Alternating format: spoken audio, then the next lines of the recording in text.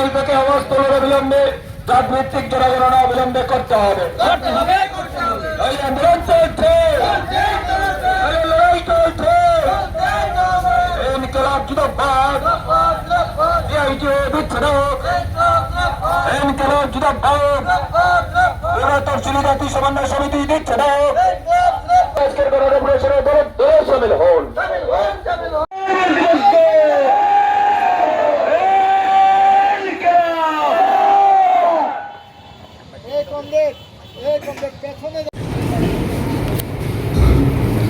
আমরা ত্রিপুরা তফসিল জাতি সমন্বয় সমিতি ধর্মনগর মহকুমা কমিটির পক্ষ থেকে আমাদের মূলত 11 দফা দাবির ভিত্তিতেই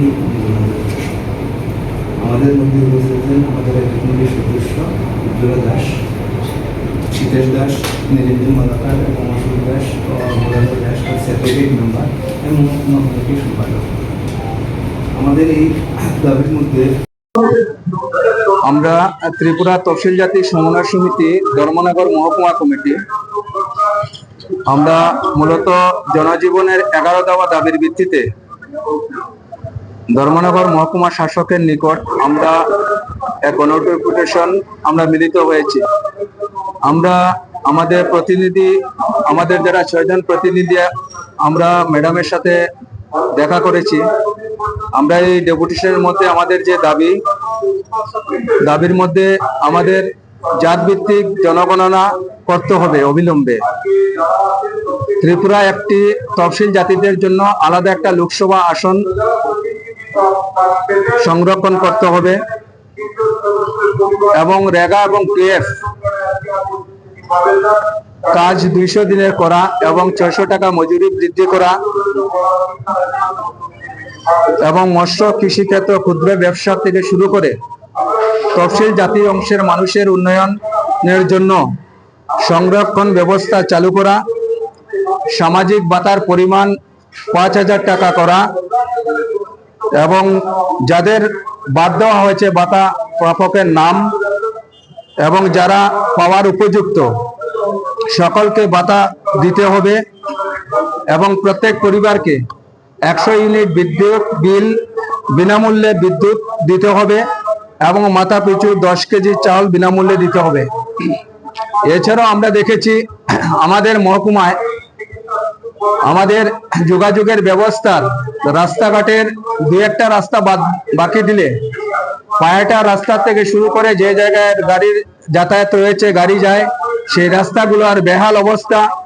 ধর্মনগর শহরের মধ্যেও রাস্তার যে বেহাল অবস্থা, সেই রাস্তাগুলোকে সংস্কার করতে হবে এবং দ্রব্যমূল্য বৃদ্ধি রোধ করতে হবে। এই দাবির ভিত্তিতে আমরা আমাদের সংগঠনের তরফ থেকে আমাদের প্রতিনিধিরা আমরা ম্যাডামের সাথে আলোচনা করেছি। ম্যাডাম আমাদেরকে আমাদের দাবির সাথে সহমত পোষণ করেছেন। উনি বলেছেন এই দাবির যে কপি, এই কপিগুলা বিভিন্ন দপ্তরের সাথে উনি আলোচনা করবেন এবং সেটাকে সমস্যা সমাধানের জন্য তিনি উদ্যোগ গ্রহণ করবেন, এটাই আমাদেরকে আশ্বস্ত করেছেন।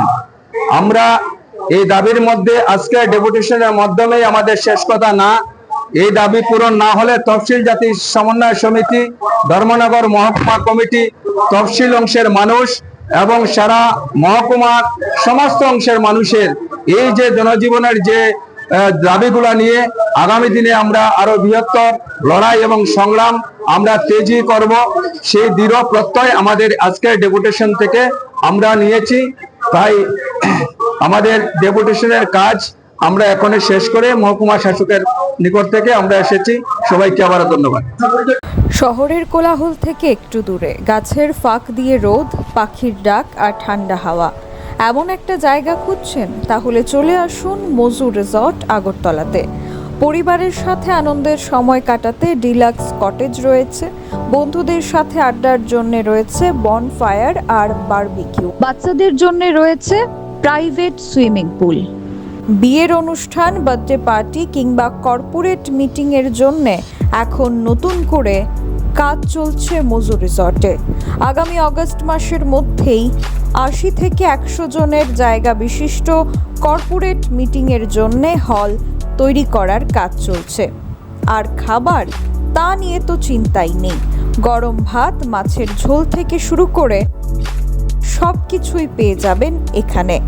রেস্টুরেন্টের মতো খাবার দাবার এবং হোটেলের মতো আরামদায়ক ঘর সব কিছুই রয়েছে এই মজু রিসর্টে।